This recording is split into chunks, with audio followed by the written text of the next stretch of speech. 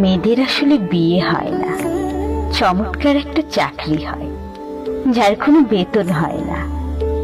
নিজের কিছু ইচ্ছে পূরণের আশায় কখনো যদি 2-4 টাকার প্রয়োজন হয়, ওটা পেতেও হাজার কৈফিয়ত, অথচ কারো সাথে কষ্টগুলো ভাগাভাগি করতে পারে না।